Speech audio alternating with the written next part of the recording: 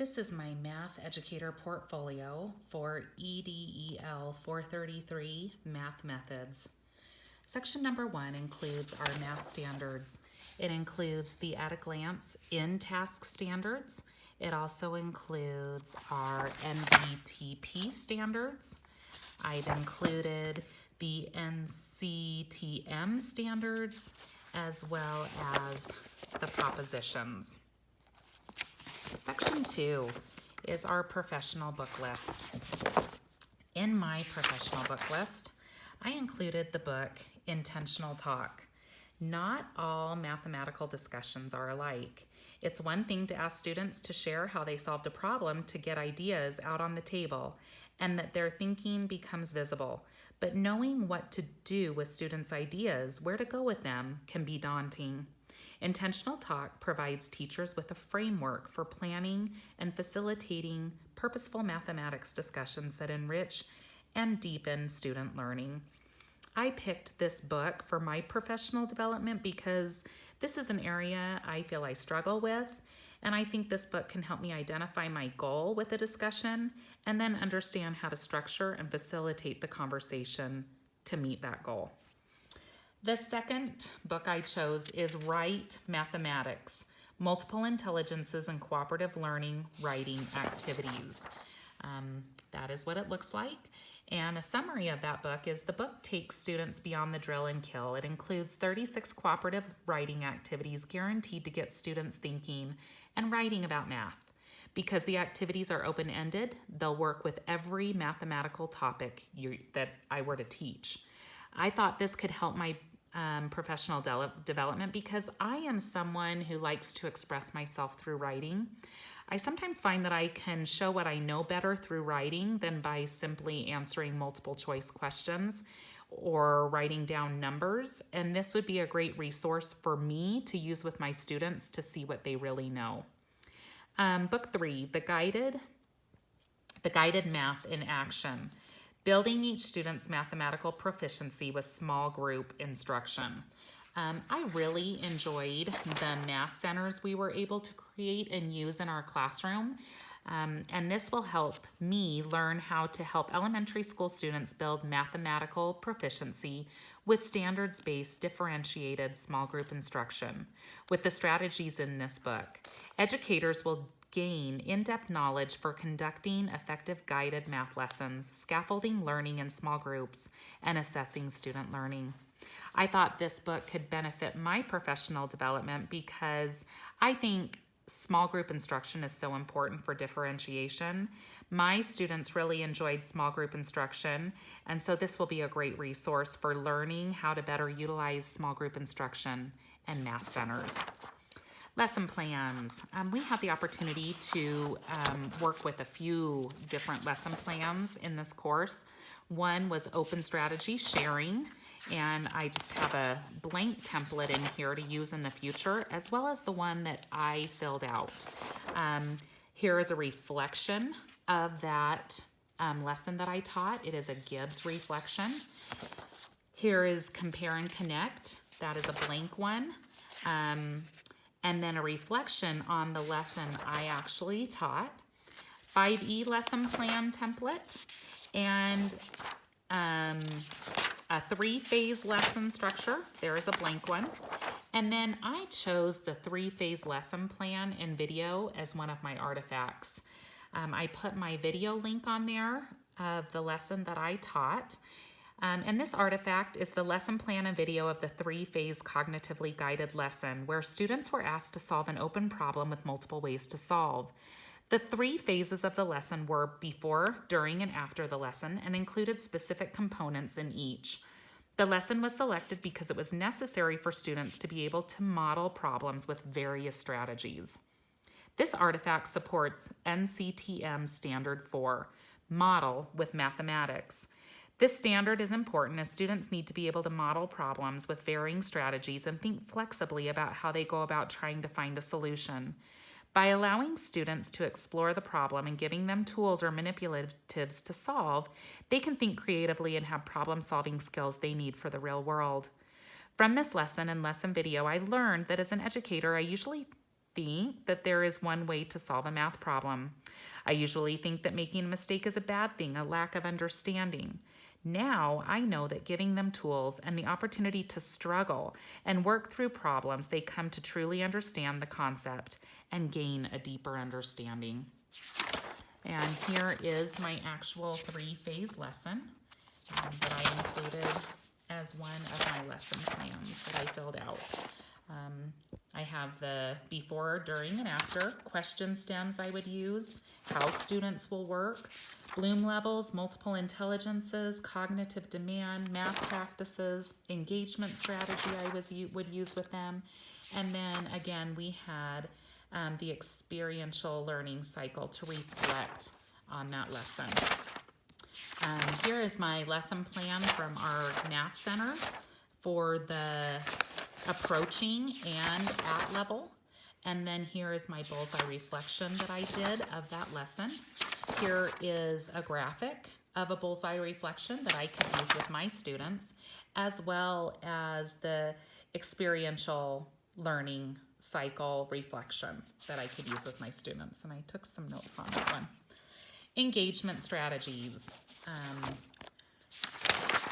I enjoyed learning about these engagement strategies. They include brainstorming. One of them is 4 corners, and that is another one of my artifacts here. This artifact is an engagement strategy to use with students to get them thinking about the lesson for the day and to get them hooked. For example, if your lesson is on geometry and shapes, you could ask students to go to the corner that contains their favorite shape. I will use this engagement strategy with my students to introduce lessons. It is a fun way to get them interested. This artifact supports in-test standard number 8, instructional strategies. The teacher understands and uses a variety of instructional strategies to encourage learners to develop deep understanding of content areas and their connections, and to build skills and apply knowledge in meaningful ways. Engaging students in meaningful ways will encourage students to learn and build connections. This engagement strategy will incorporate academic language and build group work skills. I learned that there are fun ways to engage students in math. An engagement strategy like this will get students up and moving, thinking, and collaborating. It also includes all students. And here is my 4 corners artifact, where I will prepare, listen, commit to a corner, then have time for discussion, and then a reflection after the students have engaged in the activity. We also did lineups.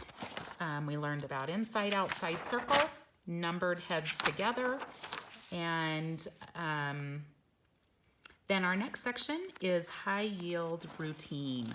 I really enjoyed these high yield routines, as my students did too, and I used a number of them with them. The first one is one of my artifacts, high yield routine processing and planning, and the high yield routine was mystery number. This artifact is a planning tool or lesson plan for the high yield routine mystery number. Mystery number is when students give clues about a number and members of their group or other students use the clues to guess their mystery number. High yield routines develop concepts and big ideas over time. The idea is that there is low investment of time and planning for a high value in return in terms of mathematical thinking and understanding. I chose this artifact because I actually used it in my class and my students really enjoyed it. The students generating clues and the students guessing benefit in the learning. This artifact supports in-test standard number 3, learning environments. The teacher works with others to create environments that support individual and collaborative learning and that encourages positive social interaction, active engagement in learning, and self-motivation. This high-yield routine does all of these things. High-yield routines support good teaching because they encourage collaborative learning, positive interaction, and self-motivation to solve the mystery number. I learned that there is great value in collaborating in math. In my math classes growing up, there was no collaboration. The teacher stood in the front of the class and taught, and then we silently worked on math problems. Collaborative learning makes math fun, and there is value in hearing one another's ideas and explanations. The students are very good at teaching one another. This is my planning template. How I was going to lay out the routine, the before, the during, vocabulary words they might need to know for the lesson, How will they share their work? How will I assess their thinking? And then anticipating other concerns or questions that might come up. Here's a blank one that I can use in the future. We learned about today's number, mystery number, alike and different, number lines with images. I used that one in my classroom as well. That one got a workout. And then we also learned how did you know, or how do you know, excuse me, and then we wrote a discussion post that I included here in my portfolio. Number 6, section 6, write for math.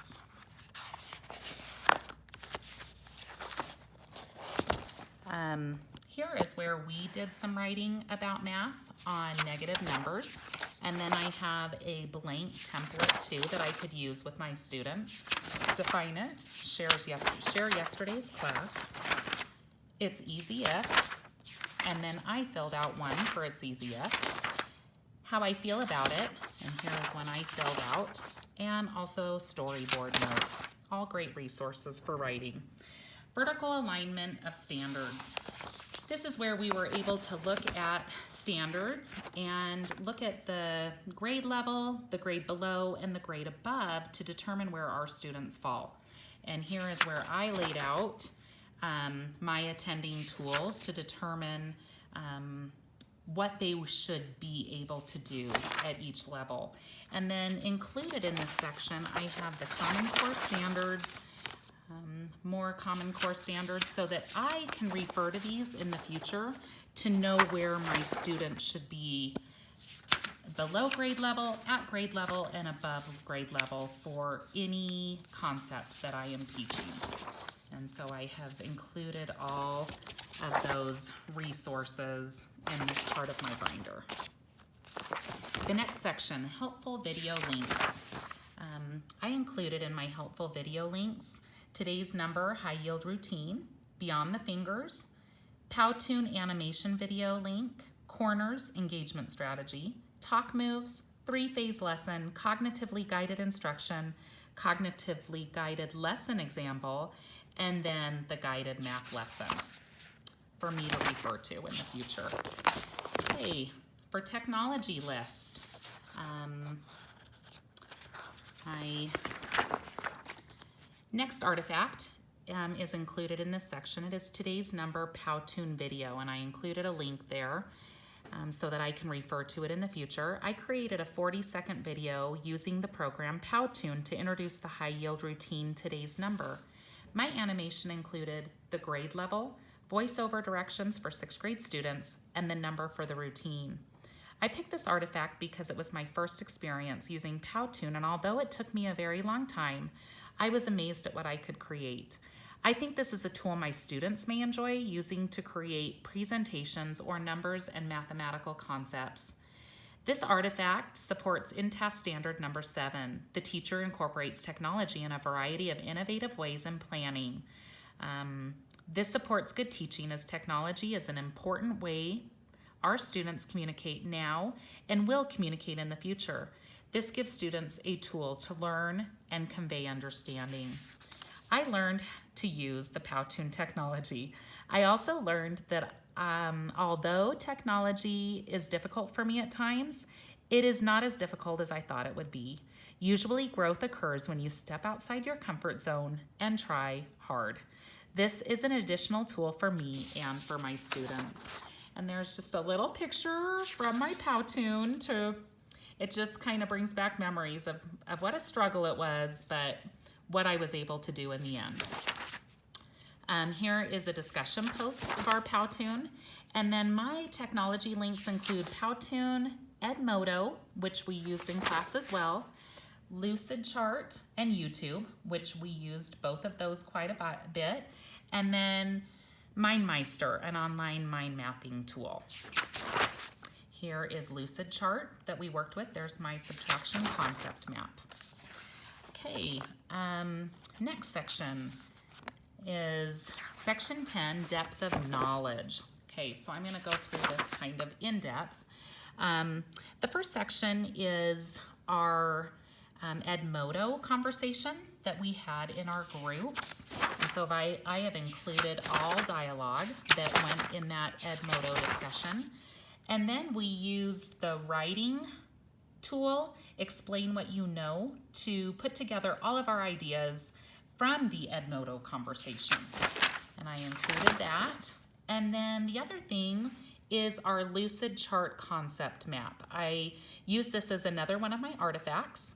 I included the link to my lucid chart, and I created a concept map about subtraction using the online program Lucid Chart. We started at the beginning of the semester, including our knowledge of subtraction. Then, throughout the semester, we added to our chart and showed visually how our content knowledge had grown. I like the visual it creates. It looks neat and orderly, and it's easy to read. This is a great tool for teachers and students to show their knowledge over time. This artifact supports in-task standard number 7. The teacher incorporates technology in a variety of innovative ways in planning. And in this way, we were managing our learner record. This supports good teaching because it's a way to keep a record that manages learning over time. This is one more tool to encourage student engagement and demonstrate understanding. I learned that Lucid Chart is one more tool I can give my students to show what they know.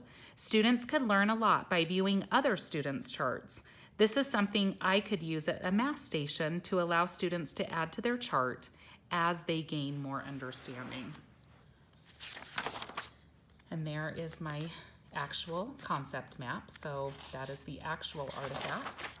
And then here I have my reflection of the Gretchen video. We had to write a reflection about that. Here's my content analysis synthesis paper, where we discussed more about the Gretchen video. I really did enjoy the Gretchen video. It still sticks out in my mind from the semester. I felt very frustrated at the end that the teacher didn't actually give her the right answer. That's still a hard thing for me. But I did see the value in her struggle. Analyzing robust and limited evidence. We had to kind of write a summary. And then content analysis of tasks. This is another one of my artifacts. I chose this artifact because we were required to sort tasks between low cognitive demand and high cognitive demand. This is helpful to me because it is important for me to understand the differences and adjust curriculum or incorporate appropriate demand level tasks in my teaching. This artifact supports Proposition 1. Teachers are committed to students and their learning, and in-task standard 7, planning for instruction.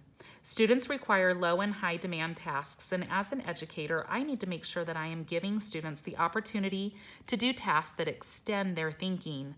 Students who only do low-level tasks will not learn at the same level as students who do high-level tasks. Good teaching will include high-level tasks. From this artifact, I learned I need to evaluate the tasks I give my students. I now understand what a low-demand task looks like and what a high-demand task looks like.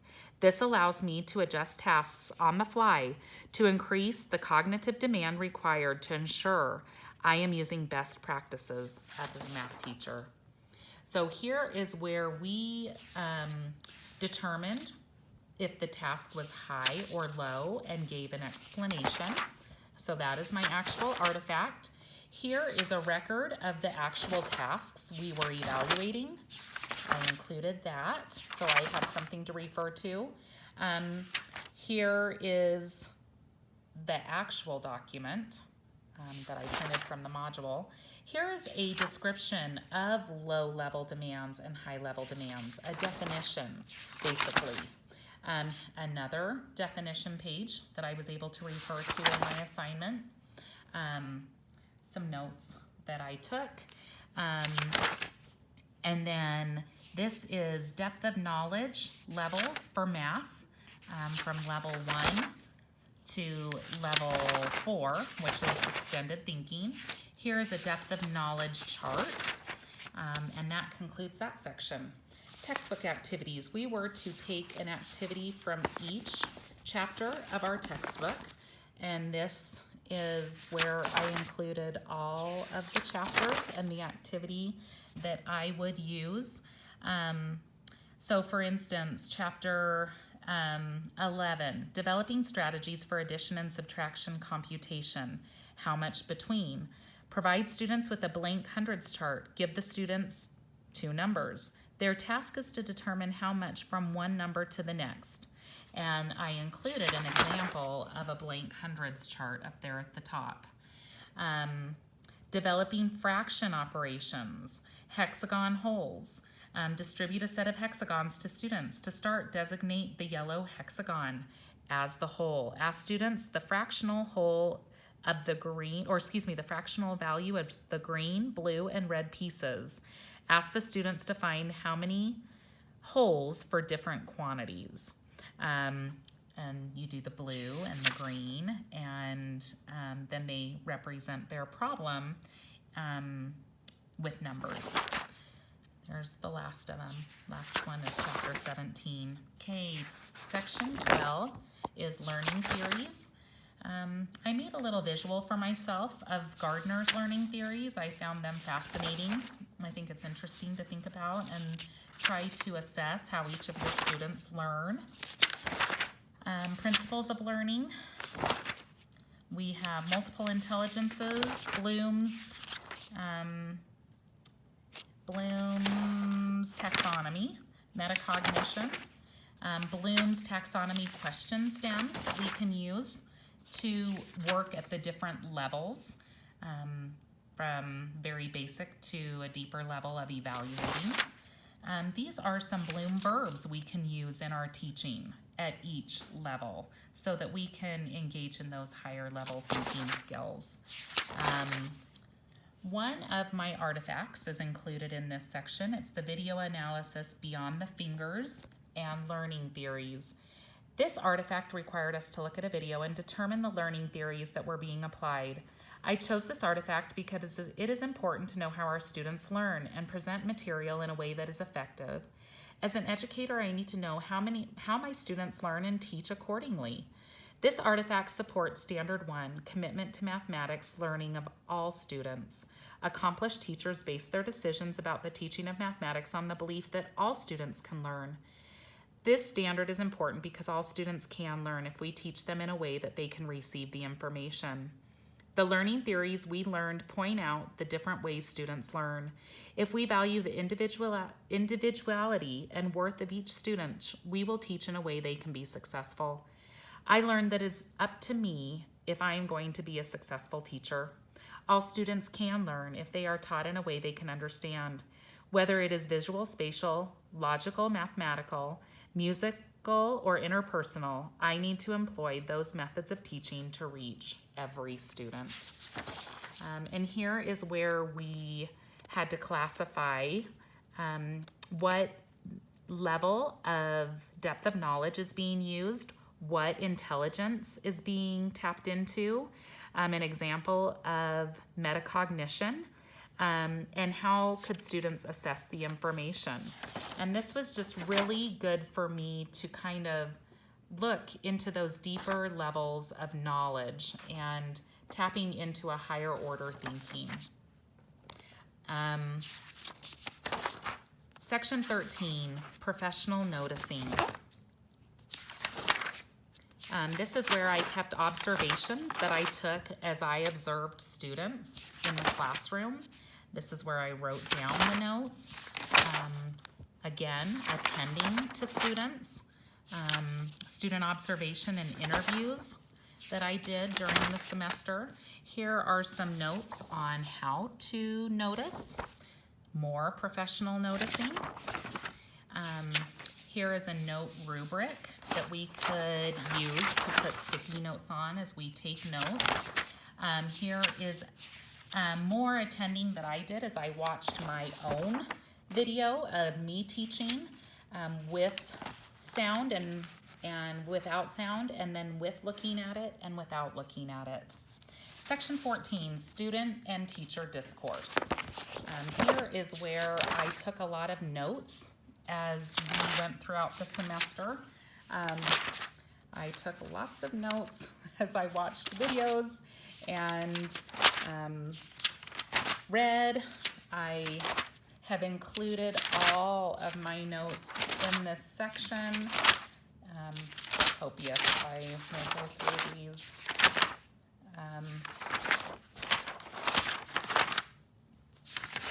There are many. This was a vocabulary map I took notes on a chapter. These were all chapter maps, and I included a blank one so I would have it with my students. And then I also included a little bookmark we got to remind ourselves of talk moves that we can use in the classroom, just as a good little reminder. I also include Why Let's Justify, which gives students an opportunity to justify their answers. And there is great value in them needing to justify their answers. They learn a lot in that process, and what's best and why. Okay, section 15, math stations. We did math stations towards the end of the course. We started with math workshop. We had some notes as to how to get started that we laid out. Lesson plan template for math stations. Again, getting started. This is a blank one. I actually filled in my first one. Math groups lecture, pause and reflect questions. These were my Math Center's reward and consequences, my task cards, my dice game, my Prodigy Center. These were the task cards I used, my dice game visual, Prodigy, my anchor charts that I included for my lesson, my rotations, and then section 16 is actually the math groups. This is the math groups lecture, pause and reflect, where I had to kind of analyze my thoughts on the value of math groups and where they might be useful and make a little plan. Here are pictures of my math stations and my students working at them. Here was some of their work samples. And here are my lesson plans. This is for my novice and my approaching. Differentiation. Okay, this is a section I will go through carefully. My first one is an artifact. I chose this artifact because it solves multiplication and division problems using 3 different strategies: a direct modeling strategy, a counting strategy, and a derived fact strategy. Before this class, I looked at multiplication and division problems as having one way to solve them. This artifact is one I have already referred to when having my students show multiple ways to solve a problem. This artifact supports Standard 6 ways of thinking mathematically. Accomplished teachers bring insight about mathematics to students, including new perspectives on standard problems. Accomplished teachers know multiple ways to represent mathematical concepts, and they organize tasks so that students will learn that a single problem may have many representations. This standard supports good teaching because as students represent math problems in multiple ways, their understanding increases. As students represent math in multiple ways, they are able to think mathematically about abstract concepts. I learned that there are many ways to think about math and solve math problems. When we give our students multiple ways to solve a problem, they are more likely to find a way that makes sense to them. As they use more strategies to solve, their understanding increases. And so this was a task, and we laid out a direct modeling strategy, a counting strategy, and a derived fact strategy. So we looked at 3 different strategies to solve multiplication and division problems. Here is a CGI reflection that we worked on, an attending tools checklist for the different levels, differentiation planning. This is where we laid out the levels they were at, whether accomplished, substantial, partial, or just a little accomplished. These, again, were the levels of Common Core standards where they fell, what they should be able to do at level, below, and above. Here are some strategies, solution strategies. Here are, again, children's counting strategies for addition and subtraction. So just different strategies we can give our students. Here is the beginning to use cognitively guided instruction. And there's just a lot of good information for using that. CGI questions for further reflection. We took some notes there. A teacher's guide for cognitively guided instruction that I can refer to. Multiplication and division, CGI. I took some notes on that. And then CGI for addition and subtraction, notes. More notes on CGI. Okay, teacher specific. Included in this section is our problem of the week. And that is another one of my artifacts. The sample problem is there are 18 animals in a pet store. Some are birds and some are dogs. There are 50 legs in all. How many birds and how many dogs are there? This problem is an example of an open question, meaning there are multiple ways to go about solving the problem. Students can approach this problem by setting up an equation, drawing a picture, or using manipulatives. It was the first time I had used a picture to solve a problem, and I was able to see the value in picture drawing in math. This artifact supports Standard 6. Ways of thinking mathematically. Accomplished teachers bring insight about mathematics to students, including new perspectives on standard problems.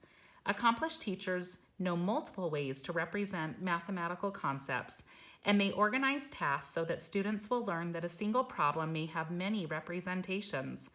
This standard supports good teaching, because as students represent math problems in multiple ways, their understanding increases.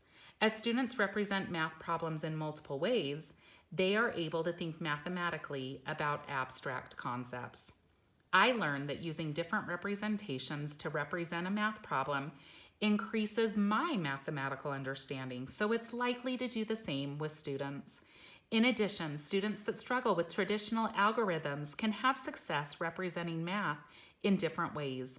Providing manipulatives for students to solve gives them more tools to understand mathematical concepts.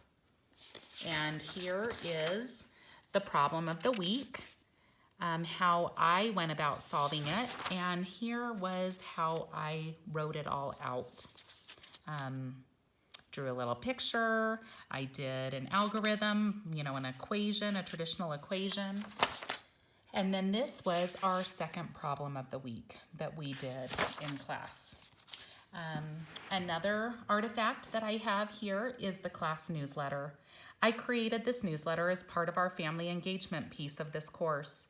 A newsletter is a great way to connect with families of students and educate them regarding what is happening at school and in the classroom.